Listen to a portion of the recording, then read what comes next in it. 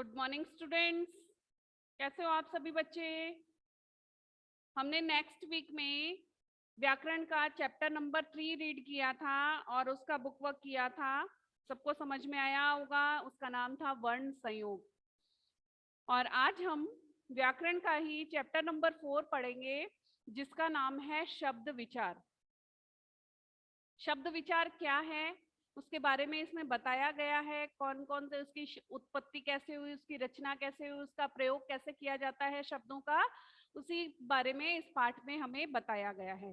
तो बच्चों, chapter number 4 और पेज नंबर 19।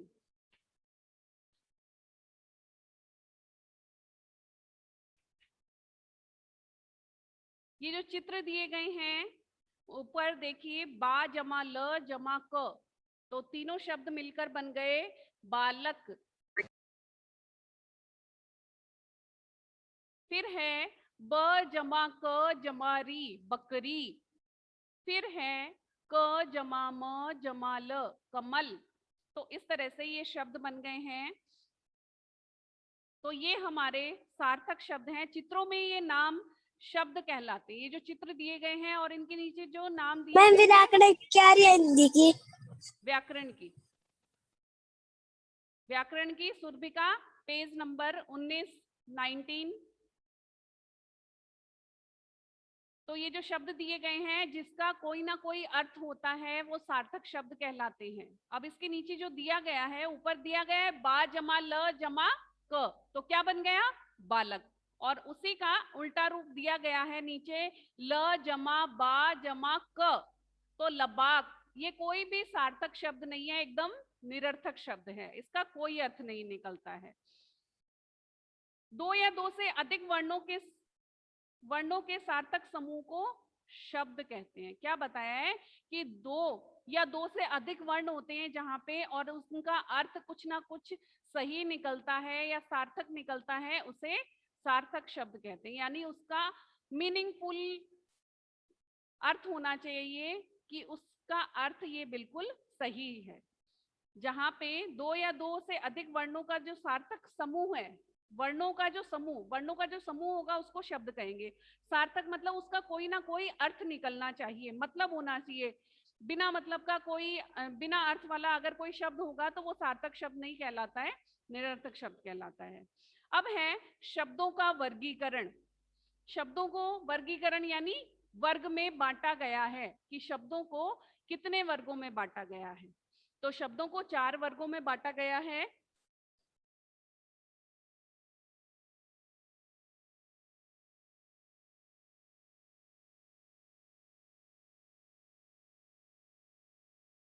वर्गीकरण, ठीक है, इसको 4 भागों में बांटा गया है।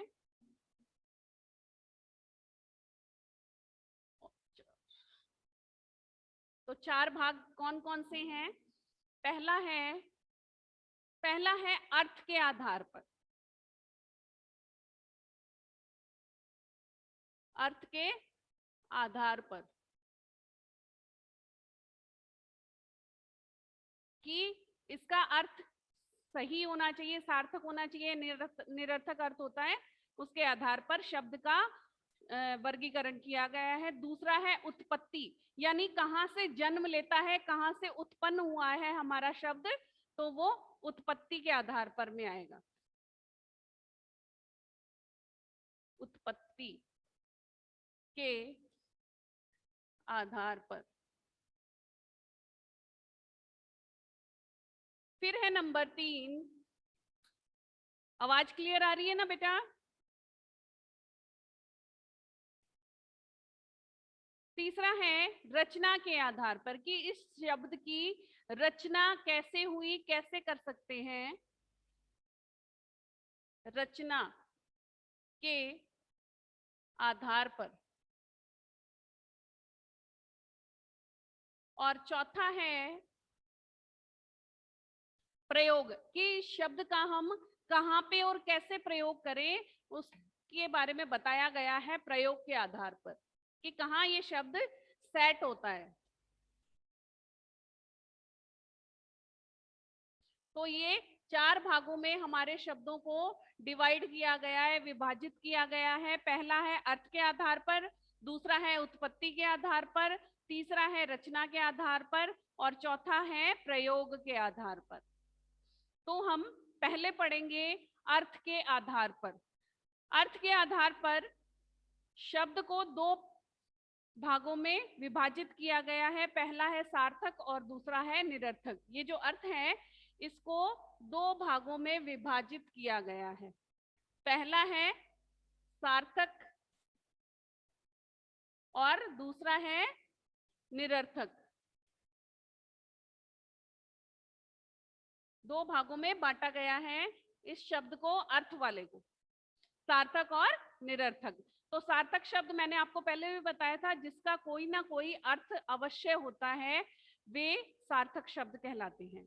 तो इसकी परिभाषा है, देखिए, ऐसे शब्द जिनका कोई ना कोई अर्थ अवश्य होता है, जिसका कोई ना कोई सार्थक अर्थ या बिल्कुल जो सटीक अर्थ होता है ना, वो अवश्य होता है, वो सार्थक शब्द कहलाते हैं। जैसे कार, चाय, रोटी, ये सार्थक है ना? क्या नहीं, लिखना नहीं है, ओनली समझना है बेटा। फिर है नंबर 2 निरर्थक शब्द। ये निरर्थक शब्द है, इसके बारे में नीचे परिभाषा दी गई है। ऐसे शब्द जिनका कोई अर्थ नहीं होता हो। सार्थक शब्द में क्या है? जिसका कोई ना कोई अर्थ निकलता हो, और निरर्थक शब्द वो है जिसका कोई अर्थ ना निकलता हो, उसका कोई मतलब नहीं निकलता, वो निरर्थक शब्द है। जैसे वार, चाय, बोटी, इसका कोई अर्थ नहीं है, आपने नहीं सुना होगा ना, तो ये शब्द हमारे निरर्थक शब्द हैं। फिर है नंबर 2 उत्पत्ति के आधार पे। उत्पत्ति के आधार पर शब्द के निम्नलिखित 5 भेद होते हैं। कितने भागों में वर्गीकृत किया है? चैप्टर पढ़ा रहे हो ma'am? Chapter number 4, page number 20। 5 भागों में विभाजित किया गया है। 5 भाग कौन कौन से हैं? तत्सम, तद्भव, देशज, विदेशी शब्द और संकर शब्द। तो 5 भागों में हमारे उत्पत्ति के आधार पे उसको विभाजित किया गया है। इसके 5 भेद होते हैं। तो पहला है तत्सम शब्द। तत्सम शब्द कौन से होते हैं? इसकी परिभाषा देखो दी गई है, पेज नंबर 19, नंबर 1। तत्सम शब्द संस्कृत भाषा के जिन शब्दों को हिंदी भाषा में ज्यों का त्यों प्रयोग किया जाता है, उन्हें तत्सम शब्द कहते हैं।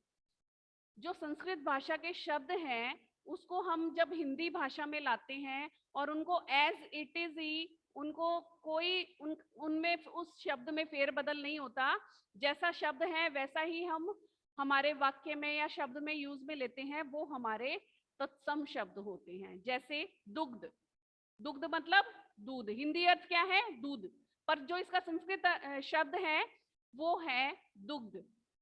नदी, नदी भी हमारा संस्कृत शब्द है। माता, माता भी संस्कृत है। मयूर, मयूर मतलब मोर। ग्राम, गांव। तो ये हमारे संस्कृत शब्द हैं, जिनको हम दूसरे शब्दों में या हिंदी में नहीं लिख सकते। ये है ज्यों के त्यों ही लिखे जाते हैं। हिंदी में अधिकतर शब्दों का स्रोत संस्कृत भाषा है। संस्कृत और हिंदी ये 2 ही भाषाएं हैं, दोनों ऐसी भाषाएं हैं जो देवनागरी लिपि में लिखी गई है। हिंदी भी देवनागरी लिपि में लिखी गई है और संस्कृत भी देवनागरी लिपि में लिखी गई है। फिर है नंबर 2 तद्भव शब्द। तद्भव शब्द कौन से होते हैं? संस्कृत भाषा में जिन शब्दों को हिंदी में उनके परिवर्तन रूप के साथ प्रयोग किया जाता है, तद्भव शब्द कहलाते हैं।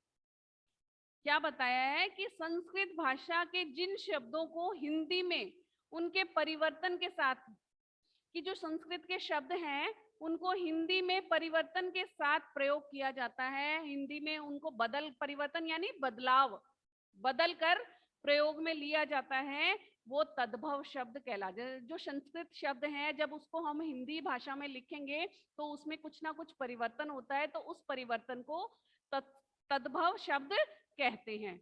जैसे मोर, मोर को संस्कृत में क्या बोलते हैं? मयूर, और हिंदी में क्या बोलते हैं? मोर। फिर है आग, आग को संस्कृत में बोलते हैं अग्नि। तो यहाँ हम अग्नि या मयूर ना लिख के मोर या आग लिखेंगे, उसको हिंदी में कन्वर्ट कर देंगे। तो वो हमारे तद्भव शब्द हो जाएंगे। फिर है नंबर 3 देशज शब्द। देशज शब्द कौन से हैं? ऐसे शब्द जिन्हें भारत की प्रांतीय भाषाओं से लिया गया है, कि ऐसे शब्द हैं जिसे भारत की प्रांतीय अलग अलग प्रांत की भाषाओं से लिया गया है, अलग अलग क्षेत्र की। जैसे आप राजस्थान में हो तो राजस्थान के जो शब्द हैं वो, कोई गुजरात में रहता है तो गुजराती भाषा के कोई शब्द हैं, राजस्थान के, महाराष्ट्र के, पंजाब के, ये जो शब्द हैं ये क्षेत्रीय भाषाओं से रिलेटेड होते हैं। तो ये शब्द हमारे देशज शब्द कहलाते हैं, यानी देश पर डिपेंड। जैसे जूता, ईंट, लोहा, भिंडी, पापड़, खिड़की, पगड़ी आदि। ठीक है। अब है नंबर 4 विदेशी शब्द। विदेशी शब्द किसे कहते हैं? ऐसे शब्द जिन्हें अन्य देशों की भाषाओं से लिया गया है। विदेशी, इसके नाम से ही पता चल रहा है कि ये ऐसे शब्द हैं जिन्हें हम विदेशों से, फॉरेन से लेकर आए हैं और उनका प्रयोग हम हिंदी भाषा में करते हैं, तो वो विदेशी शब्द कहलाते हैं। जैसे स्कूल, स्कूल हिंदी शब्द नहीं है, ये इंग्लिश का शब्द है और ये विदेश का है। कार, स्कूल को हम विद्यालय बोलते हैं हिंदी में, और जब स्कूल लिखेंगे तो वो अंग्रेजी शब्द हो गया, विदेशी शब्द हो गया। कार, कार तो विदेशी शब्द है और गाड़ी हिंदी शब्द है। डॉक्टर, डॉक्टर भी हमारा विदेशी शब्द है, हिंदी में चिकित्सक बोलते हैं डॉक्टर को। फिर है औरत, मकान, दुकान, कुर्ता, काजू, तोप, जुर्माना आदि। ये सब हमारे विदेशी शब्द हैं, विदेशों से आए हुए शब्द हैं जिनको हम हिंदी भाषा में प्रयोग में लेते हैं। अब है सबसे लास्ट नंबर 5 संकर शब्द। संकर शब्द कौन से हैं? जो शब्द दो भाषाओं के मिश्रण से बने हैं, दो भाषाओं से, जैसे हिंदी पंजाबी हो गया या अंग्रेजी और हिंदी हो गया, दो भाषाओं के मिश्रण, यानी मेल से, मिश्रण, दो को इकट्ठा करना, जोड़ना, वो शब्द क्या कहलाते हैं? संकर शब्द। जैसे मोटर गाड़ी, अब इनको अलग अलग करेंगे, मोटर और गाड़ी, दो अलग हो गए ना। जैसे पुस्तक, जमा, आलय, तो ये दो शब्द हैं, एक ये और एक ये, दो है ना। अब हम इनको इकट्ठा करके लिखेंगे पुस्तकालय। मैम लिखना है क्या हम लोगों को नहीं, भी? लिखना नहीं है, सुनना है बेटा, खाली समझना है। तो इन दो शब्दों को हमने एक ही शब्द बना दिया है और ये भी हमारा सार्थक शब्द है, इसका कोई ना कोई अर्थ निकलता है। पुस्तक मतलब किताब, आलय मतलब घर या कमरा, कुछ भी रहने की जो होती है, रखने की जो भी जगह होती है, पुस्तकों का कमरा, तो इसको हम लिखेंगे पुस्तकालय। इंग्लिश में बोलते हो ना आप लाइब्रेरी, आपके स्कूल में है ना लाइब्रेरी, देखिए सबने, तो उस लाइब्रेरी को ही यस मैम। हिंदी में पुस्तकालय बोलते हैं। ओके, आया समझ में? ऐसे ही टिकट घर, टिकट अंग्रेजी का शब्द है और घर हिंदी का शब्द है। तो ये दोनों शब्द मिलकर, दो भाषाओं के शब्द मिलकर मिश्रित होकर एक शब्द बनते हैं, वो हमारे संकर शब्द कहलाते हैं। अब है नीचे बनावट के आधार पर, यानी रचना, रचना को बनावट ही बोलते हैं। रचना के आधार पे शब्द को तीन भागों में डिवाइड किया है, तीन भागों में बांटा गया है। पहला है रूढ़ शब्द, दूसरा है यौगिक शब्द, तीसरा है योग रूढ़ शब्द। ठीक है, अब बनावट के आधार पे कैसे बनावट होती है शब्दों की वो पढ़ेंगे। तो पहला है रूढ़ शब्द। रूढ़ शब्द कौन से होते हैं? ऐसे शब्द जिनके टुकड़े करने पर उनका कोई अर्थ नहीं निकलता, वो रूढ़ शब्द कहलाते हैं। कि ऐसे शब्द जिनके हम अगर टुकड़े या तोड़े उनको, तो उसका कोई अर्थ नहीं निकलता हो, निरर्थक शब्द हो, वो शब्द रूढ़ शब्द कहलाते हैं। जैसे फूल, राज, हाथी, मेज आदि, ये शब्द क्या है? रूढ़ शब्द हैं। अगर इनको तोड़ेंगे भी ना तो भी कोई इसका अर्थ नहीं निकलेगा। जैसे हमने इनको तोड़ दिया था, पुस्तक जमा आलय, ये एक शब्द था, इसको हमने तोड़ दिया, पुस्तक और आलय, तो दोनों का अर्थ निकल रहा है ना। पर जब हम हाथी को तोड़ेंगे तो इसका कोई अर्थ नहीं निकलेगा। मेज को तोड़ेंगे तो कोई अर्थ नहीं निकलेगा। जिसको तोड़ने के बाद में उसका कोई अर्थ ना निकलता हो, वो शब्द हमारे रूढ़ शब्द कहलाते हैं। फिर है हमारा नंबर 2 यौगिक शब्द। यौगिक मतलब, योग मतलब जोड़ना। कोई भी चीज को, जैसे ये हमने दोनों शब्दों के बीच में जमा का निशान लगाया ना, जोड़ का, यानी इन दोनों को हमने जोड़कर यहां लिख दिया। यौगिक मतलब जोड़ना। जो शब्द दो या दो से अधिक सार्थक शब्दों के योग से बनते हैं उन्हें यौगिक शब्द कहते हैं। क्या बताया है कि जो शब्द दो या दो से अधिक सार्थक शब्दों के योग से बनते हैं वो यौगिक शब्द कहलाते हैं। जैसे राष्ट्र जमा पति, राष्ट्रपति। राष्ट्र, राष्ट्र जमा पति, ये दो शब्द हैं, दो है ना, एक और दो, इन दोनों के बीच में ये जोड़ने का काम कर रहा है, तो इसको हम इकट्ठा लिखेंगे राष्ट्रपति, यानी इन दोनों को हमने जोड़ दिया। ऐसे ही है मनमोहक, मन जमा मोहक, मन और जमा मोहक, दो शब्द हैं, इनको हमने जोड़ दिया, जोड़कर क्या बना? मनमोहक। फिर है नील जमा कमल, नील कमल। फिर है जल जमा वायु, जलवायु। तो इस तरह से ये हमारे शब्द यौगिक शब्द कहलाते हैं। फिर है योग रूढ़ शब्द। योग रूढ़ शब्द मतलब रूढ़ और योग, यौगिक दोनों का मेल होता है इसमें, यौगिक शब्द और रूढ़ शब्द का, तो वो योग रूढ़ शब्द हो जाते हैं।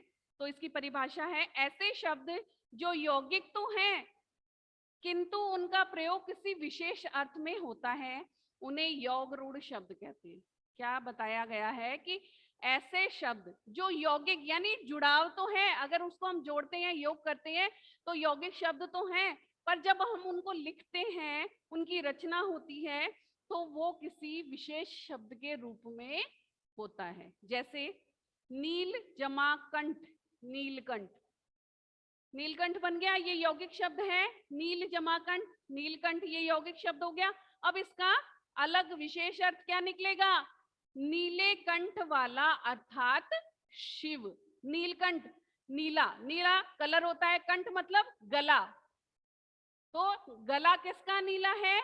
शिव जी का। जो शिव जी भगवान है उनका कंठ जो गला है नीला है। आप कभी भी देख सकते हो फोटो में, टीवी में, अपने सीरियल बहुत आते हैं तो उन सब में पता चलेगा कि नीला कंठ, जो शिव जी का सीरियल आता है शिव पार्वती, तो उसमें जो शिव जी भगवान है उनका जो गला है वो पूरा नीला रहता है क्योंकि उन्होंने विष पिया था। फिर है गिरी जमा धर, गिरी मतलब पहाड़ और धर मतलब धारण करने वाला, तो इसका अर्थ निकलेगा पहाड़ को धारण करने वाला। पहाड़ को कौन से देवता ने धारण किया था अपनी उंगली पे?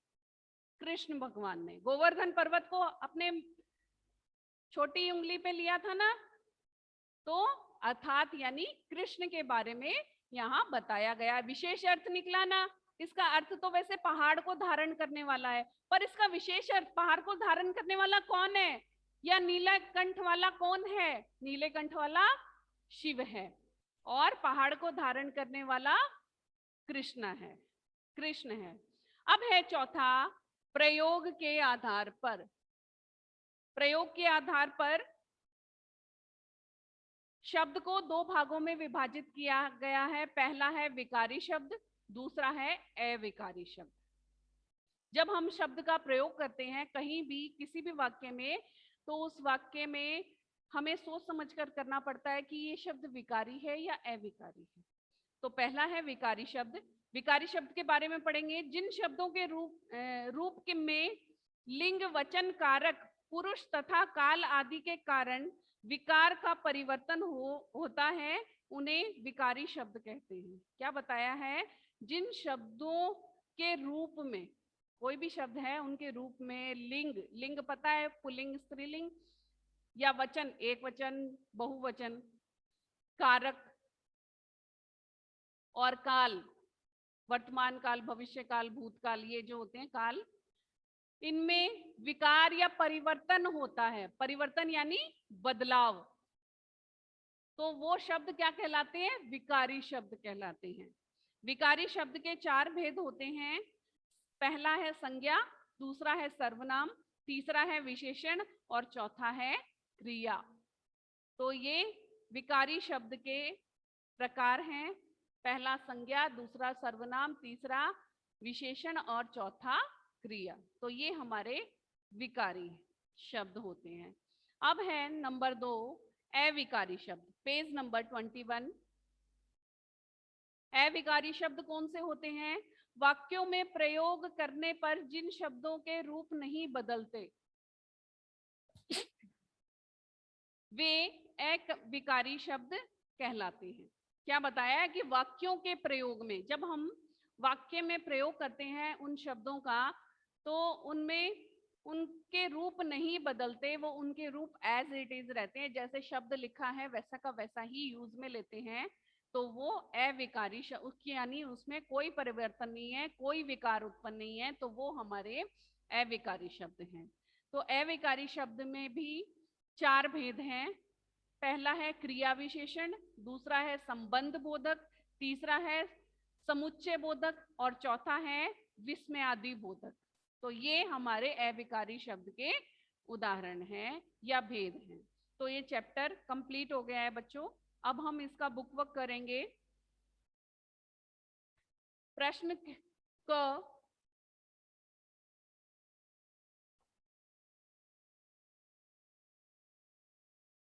साथ साथ में करते जाओ, जितना होता है फिर मैं फोटो भेज दूंगी मैं आपको। तो पहला है, प्रश्न क्या है? बहुवैकल्पिक प्रश्नों के सही उत्तर व सही निशान लगाइए। प्रश्नों के सही उत्तर पर सही का निशान लगाइए। जो बहुवैकल्पिक प्रश्न है, इनमें जो भी उत्तर हैं, ऑप्शन वाले जो उत्तर हैं कि कै वाला सही है, ख वाला सही है, इनमें से जो भी सही है उस पर हमें सही का निशान लगाना है। तो कै में पहला प्रश्न है, किसी निश्चित अर्थ को व्यक्त करने वाला वर्ण समूह कहलाता है। क्या कहलाता है? वाक्य, शब्द, वर्णमाला या वर्ण? शब्द कहलाता है। ख वाला शब्द, इस पे राइट का निशान। फिर है नंबर 2, हिंदी के अधिकतर शब्दों को लिया गया है। हिंदी से, संस्कृत से, अंग्रेजी से या मराठी से? तो हिंदी के अधिकतर शब्द हमारे संस्कृत भाषा से लिए गए हैं।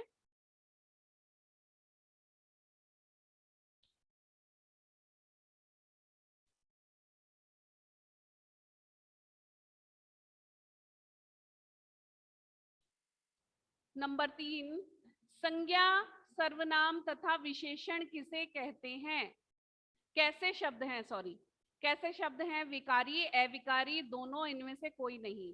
तो हमारे विकारी शब्दों के भेद थे संज्ञा, सर्वनाम, क्रिया और विशेषण। तो ये हमारे विकारी शब्द में आएंगे। क विकारी।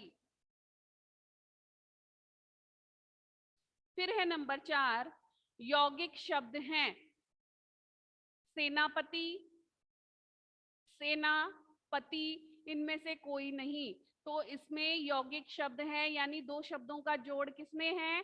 सेनापति। सेना जमा पति, 2 शब्दों का जोड़ है, यौगिक है, यानी क वाले पे आएगा सेनापति।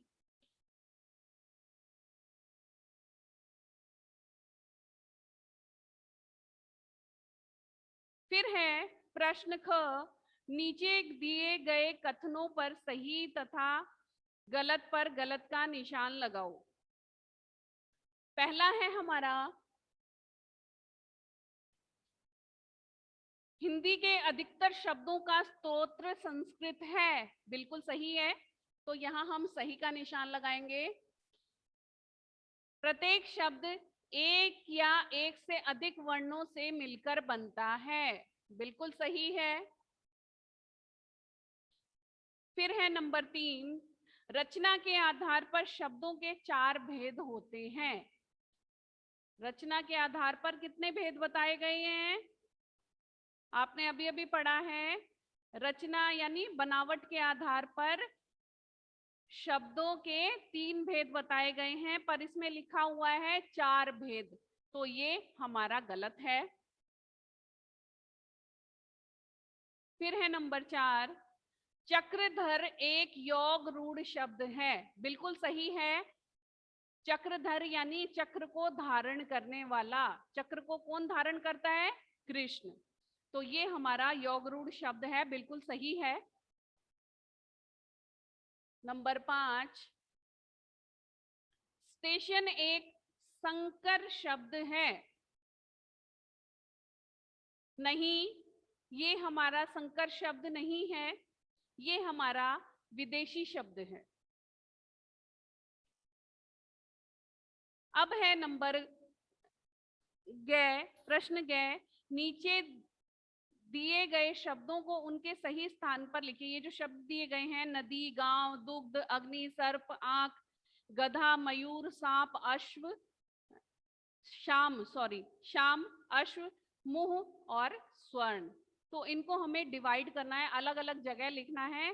पहले है तत्सम शब्द और फिर है तद्भव शब्द। तो इनमें से हमें छांट कर लिखने हैं, तत्सम शब्द कौन से हैं और तद्भव शब्द कौन से हैं।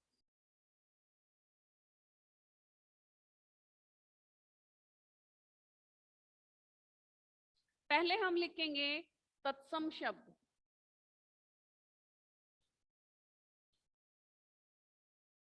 तत्सम शब्द हैं नदी, गांव, दुग्ध,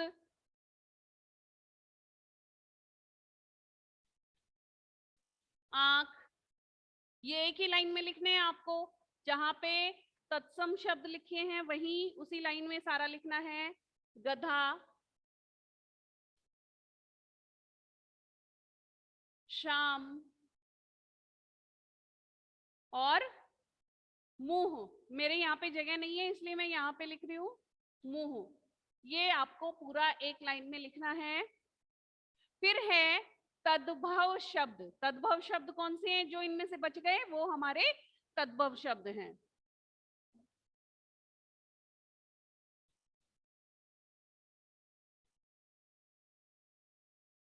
अग्नि, सर्प, जो हमारे संस्कृत शब्द होते हैं जो ज्यों के त्यों रहते हैं वो हमारे तद्भव शब्द हैं। फिर है मयूर, अश्व,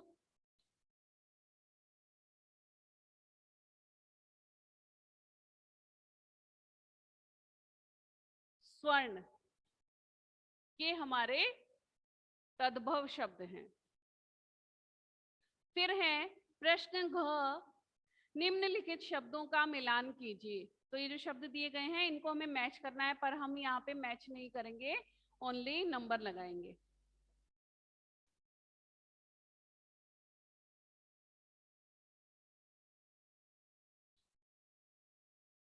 विकारी शब्द, दूसरा है अविकारी,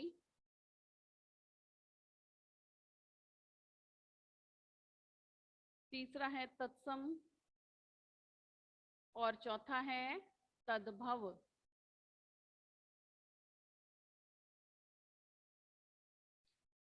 और इस साइड है दूध, मोर, फिर है दुग्ध, मयूर, संज्ञा, सर्वनाम,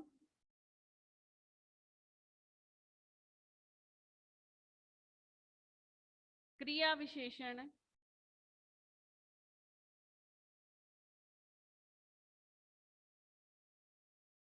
और संबोधक, संबंध बोधक,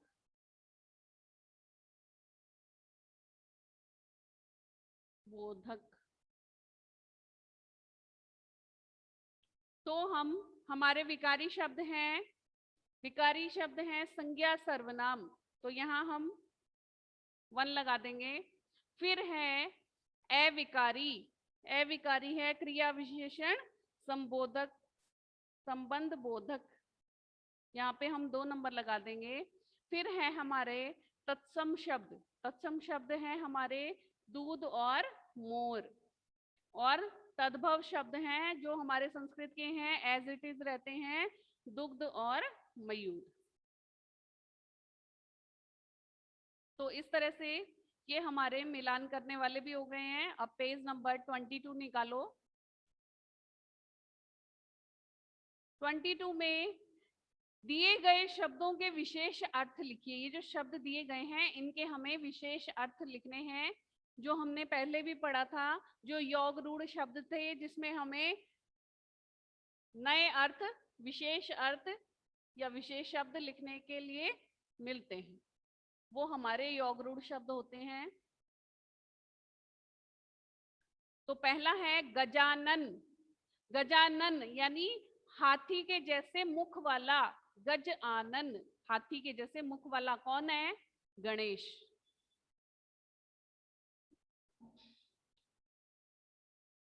हाथी के जैसे मुख वाला, इसका विशेष अर्थ क्या होगा? गणेश। फिर है नंबर 2 गिरिधर, यानी पहाड़ को उठाने वाला, पहाड़ को धारण करने वाला।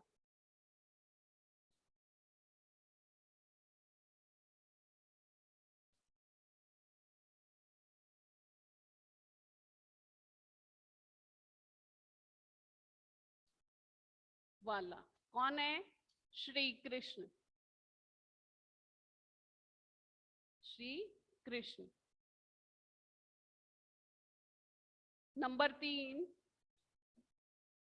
चतुर्भुज, चतुर यानी 4, भुज मतलब भुजाएं, जिसके 4 भुजाएं हो, 4 भुजा वाला कौन है? गणेश।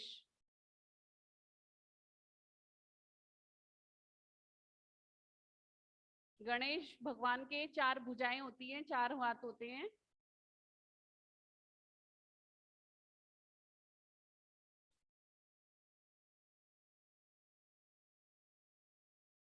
नंबर 4 चक्रधर, चक्र को धारण करने वाला कौन है? श्री कृष्ण।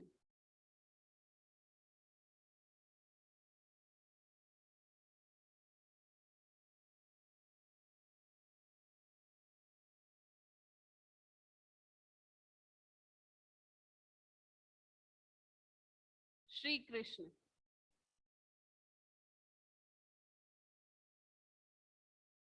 ठीक है, तो इस तरह से प्रश्न अंग पूरा हो गया है। फिर है प्रश्न च, निम्नलिखित प्रश्नों के उत्तर लिखिए, शब्द की परिभाषा उदाहरण सहित लिखिए। तो शब्द की परिभाषा आपके पेज नंबर 19 पर है, जो ये बैंगनी कलर में, पर्पल कलर में लिखा हुआ है, ये है 2 या 2 से अधिक वर्णों के सार्थक समूह को शब्द कहते हैं।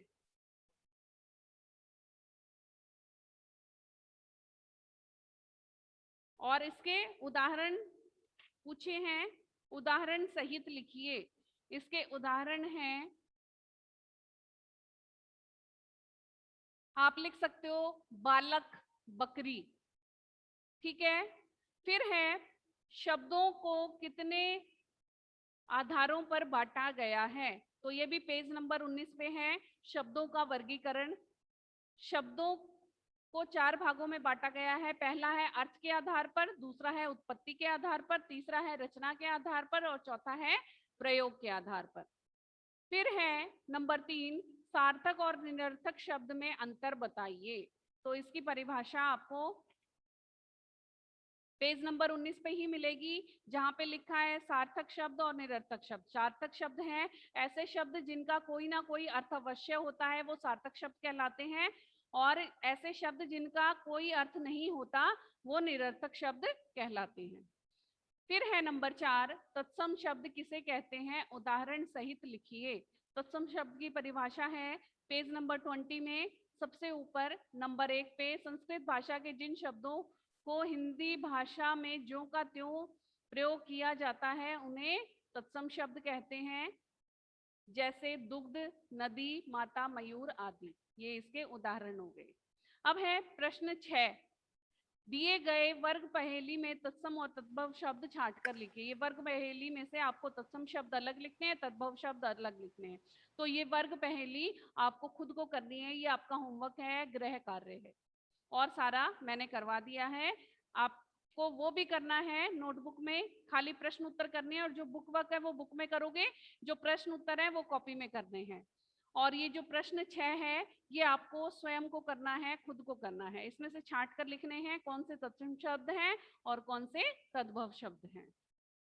तो आज की क्लास ओवर होती है। और कोई चीज समझ में नहीं आ रही तो पूछ सकते हो बेटा। जोया, समझ में आ रहा है?